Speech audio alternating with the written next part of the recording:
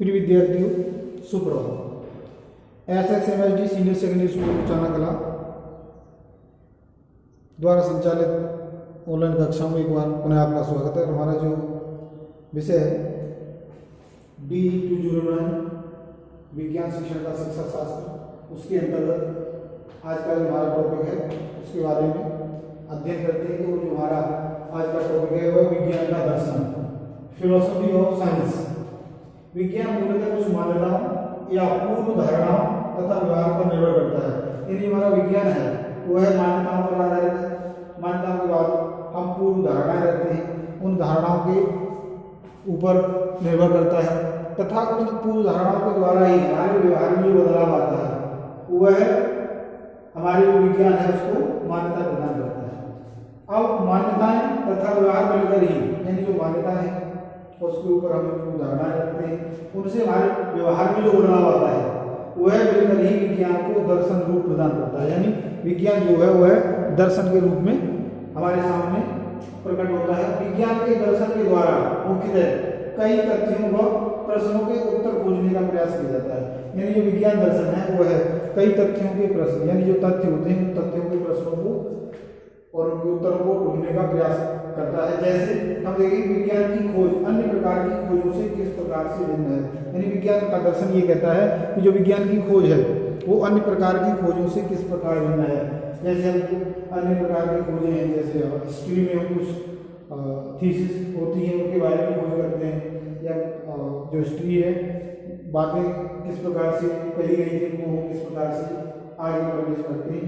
तो वही हमारी जो विज्ञान है वह उन चीज़ों को किस दृष्टिकोण से देखती है, इस प्रकार के प्रश्न खोजने के लिए हमारा जो विज्ञान का दर्शन है वह अब वैज्ञानिकों की अपनी खोज में किन किन प्रविधियों का प्रयोग में लाया जाना चाहिए। यानी जो वैज्ञानिक हैं वह अपनी खोजों को खोजने के लिए, अपनी रिसर्च करने के लिए किन किन प्रविधियों को प्रयोग करेंगे, इस प्रकार की प्रश्न हमारी जो विज्ञान का दर्शन है वह खोजता है। अगला है वैज्ञानिक स्पष्टीकरण के लिए कौन कौन सी संतोषप्रद अवस्थाएं आवश्यक है। यानी जो वैज्ञानिक स्पष्टीकरण है, यानी हम कोई चीज जब हम कोई खोज करते हैं, खोज करने के बाद फिर उसका स्पष्टीकरण किया जाता है। जब तक वह सभी वैज्ञानिक ऐसे बुद्धिजीवी नहीं मानते थे तब तक हम उसको वैज्ञानिक ज्ञान नहीं कह सकते। ऐसे फिर आगे वैज्ञानिक नियम एवं सिद्धांत, संज्ञानात्मक जो संज्ञानात्मक स्तर होते हैं, यानी जो वैज्ञानिक नियम है और उनके सिद्धांत हैं, उन सिद्धांतों का जो संज्ञानात्मक स्तर है वह क्या है। इस प्रकार के प्रश्नों को खोजने के लिए हमारा जो वैज्ञानिक दर्शन है वह कार्य करता है।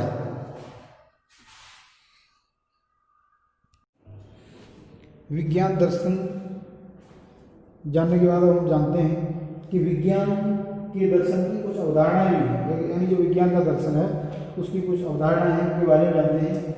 सबसे पहले प्रकृति के प्रति अवधारणा है, यानी जो हमारी प्रकृति है उसके प्रति विज्ञान का दर्शन, उसकी क्या अवधारणा है। सबसे पहले वास्तविकता, यानी जो हमारी प्रकृति है उसमें जो वास्तविकता है उसके बारे में जो विज्ञान का दर्शन है वो वास्तविकता की ओर जाता है। संगति, यानी संगति जैसे कोई खोज कर रहे हैं तो उसके साथ हमारी जो पर्यावरण की वास्तविक और वर्तमान की परिस्थितियां की संगति क्या है। कारण कारण सिद्धांत, कार्य कारण सिद्धांत, यानी जो कार्य है वह किस कारण से हुआ।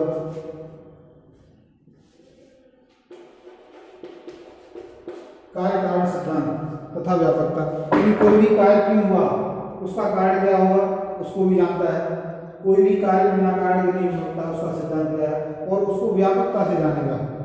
यानी कोई भी कार्य हुआ तो उसका कारण क्या था। आगे है विज्ञान प्रवृत्ति एवं रचनाओं के प्रति हमारे जो विज्ञान का दर्शन है उसकी उदाहरण है। पुनरावृत्ति, यानी कोई खोज करते हैं तो उस पर एक बार नहीं कई बार पुनरावृत्ति करते हैं, कई बार उसको रिसर्च को बार बार पुनरावृत्ति करते हैं। संभाव्यता, यानी जो हमारी अवधारणाएं होती हैं, हमारी कुछ कल्पनाएं होती हैं, परिकल्पनाएं होती हैं, उनकी संभाव्यता देखते हैं, आंतरिक और अनिश्चित, और इसकी कुछ अनिश्चितताएं भी होती हैं। वैसे हमारे ब्रह्मांड में जो भी हमने विज्ञान की खोजें की उनमें से बहुत सारी चीज़ों को हम अब भी अनिश्चय मान रहे हैं कि इसमें और आगे कुछ नई चीजें जुड़ने की आवश्यकता है। विज्ञान के नैतिक नियम, जैसे अनुभववादी, यानी कोई भी व्यक्ति विज्ञान के प्रति जानकार है, जितना ज़्यादा अनुभव है वह उतना ही ज़्यादा विज्ञान को या वैज्ञानिक खोजों को आगे बढ़ा सकता है। मुक्त मनोवृत्ति यानी उसकी मुक्त मनोवृत्ति होगी। मुक्त मनोवृत्ति से तात्पर्य है कि उसके अंदर हमारे परिवेश की जो घटना है उसके प्रति किसी प्रकार का कोई इस प्रकार का प्रतिपक्ष या ये कहें कि कोई भी उसके मन में इस प्रकार की भावना नहीं होगी कि इस घटना को वास्तविकता में कैसे घटा है, सिर्फ वह उस पर ध्यान देगा। यानी अब आगे प्रतिरक्षा और प्रासंगिकता। प्रतिरक्षा से तात्पर्य है कि हमारी जो पृथ्वी पर मानव है, जीव जंतु हैं, उन सभी की रक्षा के लिए ही हमारा विज्ञान काम करता है। यानी मानव की भलाई के लिए ही हमारा विज्ञान काम करता है। विज्ञान का दर्शन ये भी कहता है। और प्रासंगिकता, प्रासंगिकता अर्थात प्रसंग यानी हमारे परिवेश में वर्तमान में जो घटनाएं घटित हो रही हैं उनके प्रसंग में हमारी विज्ञान क्या कहती है। अगला है वैज्ञानिकों की क्रियाएं, यानी वैज्ञानिक क्रियाएं वो क्या है, चयन करना। यानी हम कोई भी खोज करते हैं तो उसके लिए हमारे मन में जो कल्पनाएं होती हैं उन कल्पनाओं को मूर्त रूप देने के लिए पहले हमें चयन करना होता है कि हमारी कौन सी कल्पना सटीक बैठेगी, उसी पर काम करना। अनुभववादी खोज, अनुभववादी खोज यानी हमने जो खोज की है, जो पहले खोज की है उनके अनुभव के आधार पर ही हम अपनी अगली नई खोज को तो चालू रखते हैं, तभी हम उसमें सफलता प्राप्त कर सकते हैं। विज्ञान के ज्ञान का विस्तार करना, यानी जो विज्ञान का ज्ञान है उसका विस्तार करना। हमने जो वैज्ञानिक खोज की है उन वैज्ञानिक खोजों को दुनिया के सामने रखना और अपने ज्ञान को बार बार वृद्धि करते रहना। विज्ञान के ज्ञान का संप्रेषण अर्थात विज्ञान के ज्ञान का संप्रेषण से तात्पर्य है कि हम अपने परिवेश के प्रत्येक व्यक्ति को, प्रत्येक प्राणी को जो हमने विज्ञान का ज्ञान प्राप्त किया है उसको संप्रेषित भी करें, सभी को बताएं, ताकि कोई भी व्यक्ति असमंजस में ना रहे। यानी कोई भी ये ना समझे कि ये जादू है, साइंस है, साइंस के तरीके से इसको निपटाया गया है। विज्ञान दर्शन और विज्ञान की अवधारणाओं के बाद अब आगे हम थोड़ी सी और चर्चा करते हैं कि किस प्रकार से हमारा जो विज्ञान दर्शन है।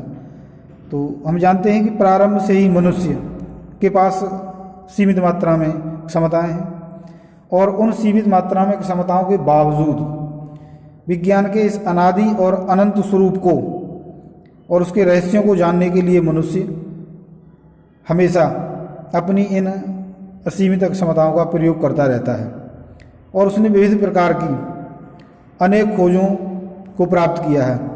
लेकिन हमारा जो विज्ञान विषय है वह इतना बड़ा है कि इसको